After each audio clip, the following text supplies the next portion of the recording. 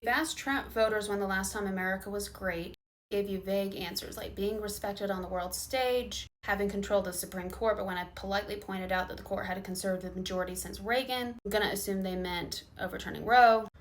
Most gave vague statements about jobs. This is not just a Trump phenomenon, and I actually started thinking about this when I left the Catholic Church when I was 19. I started noticing what I called the red button responses, the hot button or the knee-jerk responses. So being raised Catholic in the South in America, which is majority Protestant and doesn't like Catholics. I was raised with what we call Catholic apologetics, which is not you're apologizing for your faith, which is one of the first things they'll tell you, but like that this is what they say, so this is what you say. This is the argument, this is the answer. And it's very like preparing like punch for punch. And once I was like out of that a little bit and unpacked, which I left the Catholic Church clinging to stay. Like I did not leave out of rebellion. I just was like, this doesn't add up for me anymore.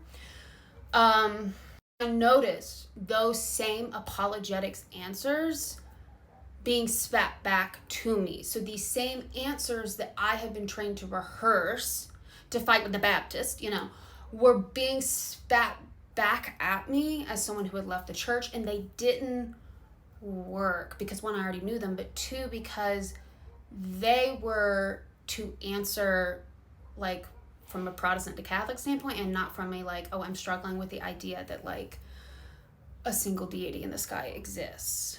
I think this is a very common issue we're seeing in the US outside of religion as well, of like one of the comments I get the most from people of my skin complexion when they talk about the role of race in enforcing the social class system in America is, oh, that doesn't make sense because the Irish, right? Or the Italians. And I actually talk about that in my book because it's like you push the rock far enough up the hill, but you're still not getting that last like little bit of percent. So like you're almost there. So like I don't want to discourage you, but also I don't think you're actually trying to find the answer of like, you're right. Racism is not a biological construct. That is why there have been what are now considered white groups who are not considered white. That doesn't mean racism doesn't have social consequences or that it's not real, because it actually shows how ridiculous whiteness is, and that it has been a narrow scope that has been broadened as the numbers were needed to keep a majority of the working class from overthrowing the government, overthrowing the elites. And this is part of critical thinking. This is part of understanding a concept deeply, and you don't get to that all at once. And this is the importance of education and why it's so targeted, and also the importance of keeping everyone so busy and overworked that they don't have time to sit and think about it. That is how these systems continue.